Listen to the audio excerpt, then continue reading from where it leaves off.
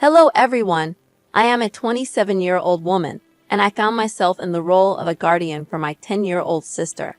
This responsibility fell on my shoulders because our parents, who had never been inclined towards parental duties, made it abundantly clear from my childhood that they were not ready for the responsibilities of parenthood. My mother conceived me in the hopes that I would be a miracle fixer for their crumbling marriage, and my father, perhaps to avoid further disputes, went along with it. However, their plan backfired spectacularly, turning my life into a living nightmare. They consistently neglected me, both physically and emotionally, ignoring their obligations. Despite a few instances where teachers noticed marks on me, my parents brushed it off as mere clumsiness, preventing me from receiving the help I desperately needed. When I turned 11, my first therapist advised me to be submissive and try to work things out with my parents. Unfortunately, this approach proved futile. I had to change therapists multiple times before finding one who advocated for my mental peace, urging me to leave my toxic home environment. However, financial constraints made it impossible for me to leave until I turned 18. While I was working to save money, my mother manipulated and guilt-tripped me, labeling me as selfish for wanting to break free. By the time I was 16, I had made it clear that I was biding my time until I could escape. My parents eventually gave up on me, which meant losing their financial support, but also gaining freedom from their constant interference. When I was 17, my mother became pregnant at the age of 42. Amidst the chaos of the pregnancy, my parents were preoccupied with the new baby, so much so that they helped me move out quickly, eager to convert my room into a perfect nursery. Although this made my departure easier, it left me with mixed feelings, relief for escaping, yet a lingering sense of being replaceable. Despite these challenges, I endeavored to stay strong and moved out, determined to create a better future for myself. At the age of 18, life was genuinely wonderful. By the time I reached 20, I secured a job, earned a place on the dean's list, and could afford an apartment all to myself.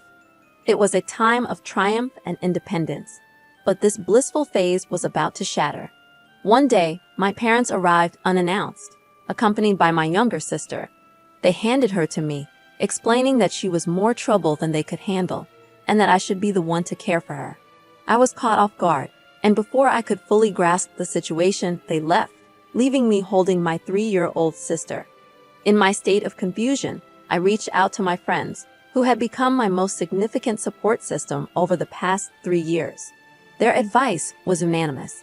It was better for my sister to be with me, as she could have a better life than I ever did. 3 of my friends rallied around us, essentially becoming surrogate parents for my sister. We all took turns looking after her and worked diligently to ensure she felt cherished and cared for. At one point, my sister genuinely believed she had 3 moms and 1 dad, which I found endearing, but I gently corrected her as she grew older. Throughout this time, my parents were off traveling and enjoying their lives, as evident from their social media posts. I'm relieved that my sister didn't experience the neglect I did, but when she turned 8, she started questioning why our parents never attended any of her events. I didn't want her to feel abandoned, so I told her that our parents were busy with their work, which made it challenging for them to visit us as frequently as they'd like. While she accepted this explanation, it was evident that she wasn't entirely satisfied with it. To address her concerns, I arranged therapy for her and reached out to our parents, urging them to visit whenever possible.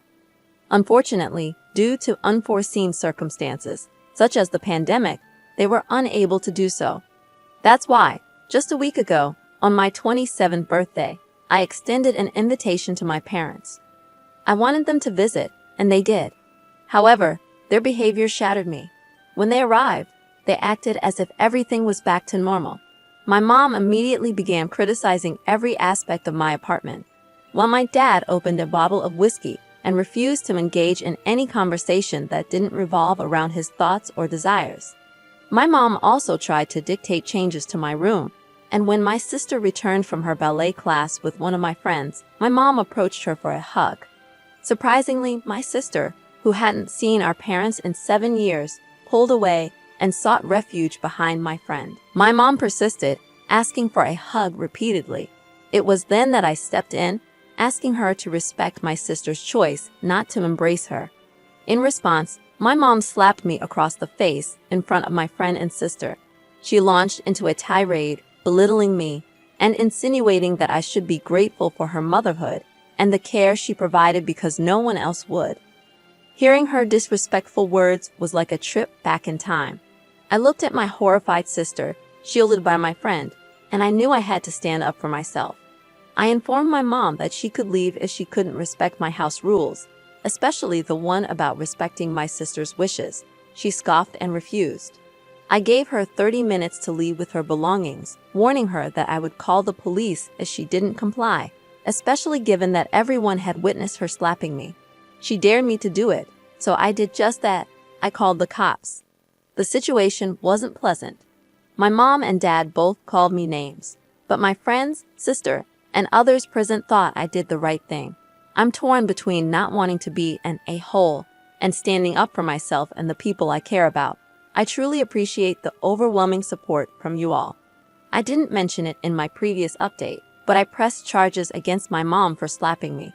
The mark of her hand was visible on my cheek, and my friend and sister confirmed to the police that she had indeed slapped me. As a result, she will be taken to court, and we hope to resolve everything there. The court date is set for tomorrow, and I'm not quite sure how to proceed at this point. I never imagined I'd find myself in the position of having to document my mother's actions, but that's the reality I'm facing now. Hello, everyone.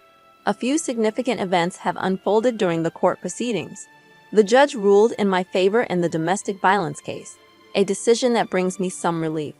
Additionally, the court was informed about the situation with my sister and suggested that I take over her legal guardianship. I hadn't considered this possibility before, but when the court proposed it, I thought it could be a great solution.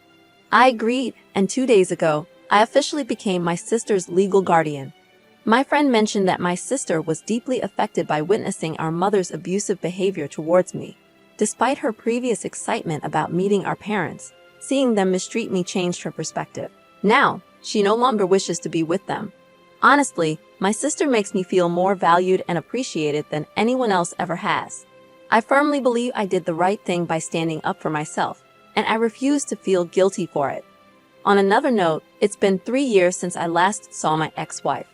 We had been in a relationship for 7 years, starting as high school friends and then becoming lovers. Our bond was strong, but when I landed an internship at a prestigious law firm, my girlfriend insisted we get married immediately.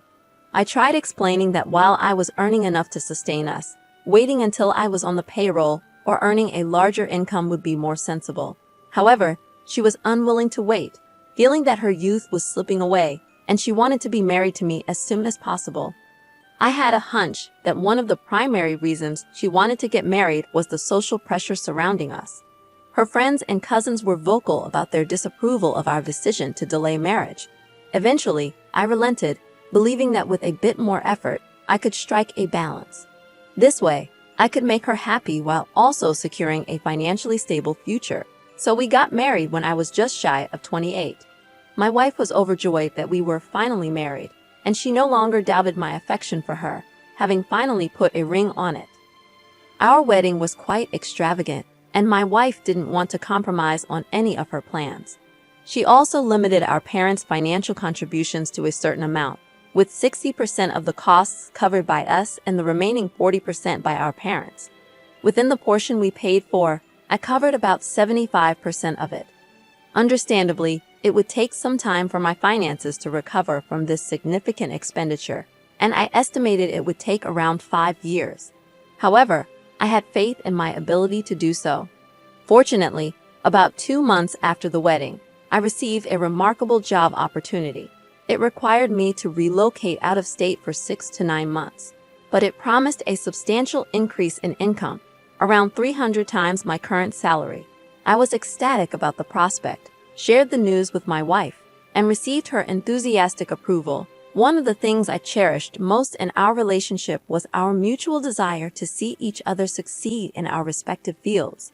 Her encouragement was both expected and deeply appreciated. During the first 2 months of my new job, I received frequent calls, some of which I couldn't answer due to my busy schedule and time zone differences. This occasionally led to arguments, as my partner felt I wasn't focusing enough on our relationship. However, I tried my best to make her feel loved and appreciated, doing everything I could from my new location, including making regular phone calls. I made every effort to call her whenever I could, and on the occasions I couldn't, I tried my best to compensate for it later. Our relationship improved slightly during this period, but it was short-lived. By the 4th month of my absence, my wife's interest in calling dwindled. She claimed to have found hobbies that kept her occupied and tired, leading to fewer conversations. I trusted her explanation at the time, unaware that her hobbies involved other men, but we'll get to that shortly. Upon completing my work, it was our first anniversary. Eager to surprise her, I returned home, hoping to find my wife overjoyed at my return. Instead, I walked in on her being intimate with 2 men in our bed. As they were engrossed in their activities, they didn't notice me standing in the doorway. In that moment, I realized I no longer wanted to share a home with her. I called my boss, who appreciated my work and offered me another 9-month contract. I left the house without explaining much to her. Strangely, when she asked if I was coming back, she seemed almost relieved. I couldn't comprehend her reaction. I dealt with the betrayal and the pain on my own until the 3rd month of my new contract. By then, we had been living separately for over 6 months. I filed for divorce, and she surprisingly signed the papers without much resistance. She moved out soon after, and I decided to continue with my traveling work. Fast forward 3 years, and I'm back in my city. I achieved the financial goal I set for myself, but I realized constant travel wasn't for me. I discovered my ex-wife had moved on and married another lawyer from a rival firm, supposedly because he earned more than I did and because I was allegedly emotionally abusive.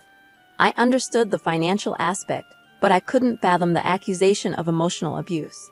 I felt hurt, yet I tried not to let it consume me. She hadn't spoken to me for years, even when we encountered each other at the courthouse for the last time. However, fate intervened when one of my clients sought my representation during his divorce. He believed the division of assets was unfair, and upon researching the case, I discovered he was right. Additionally, my ex-wife's new partner was representing the client's wife, creating a conflict of interest. As I delved into the evidence and conducted research, I received a call from a familiar number. It was my ex-wife. She was hysterical, explaining that she had discovered her husband's infidelity with a client. An improper relationship between a lawyer and a client could lead to the lawyer's disbarment. I asked her why she thought I could help her in this situation. She claimed she knew I wasn't in the States, a blatant lie, and suggested that due to my influential parents, I might be able to prevent her partner from getting disbarred. This was the same woman who had treated me as if I were invisible, someone who had disregarded me entirely. Suddenly, she wanted my help with something so crucial. I found her request dubious, to say the least. Anticipating a legal battle against him, I hired a private investigator to verify my ex-wife's claims. What I discovered was even juicier. He was not only cheating on my ex-wife, but with my client's soon-to-be ex-wife. It was too significant to ignore, so I took action. I presented a better settlement to the court, revealing the lawyer-client affair. I informed the Bar Association about their inappropriate relationship, using my boss as a reference. I shared this situation with my friends, and most of them thought I was wrong for reporting his misconduct. They accused me of meddling when I should have minded my own business. I'm curious if you all share their perspective. Do you believe I'm in the wrong? And if so, why? I appreciate your kind words. They mean a lot. Generally, I don't let others' opinions affect me, given my profession.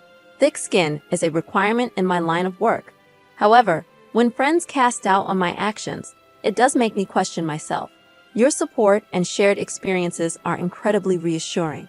Recently, I learned that my ex-wife's partner was disbarred, leaving him without a source of income. Considering my ex-wife's obsession with brand names, this situation won't sustain her lifestyle. I can't say I feel guilty about it. My ex-wife finally figured out my involvement and called me, berating me for my actions. In her eyes, I should have respected her partner and refrained from filing a complaint.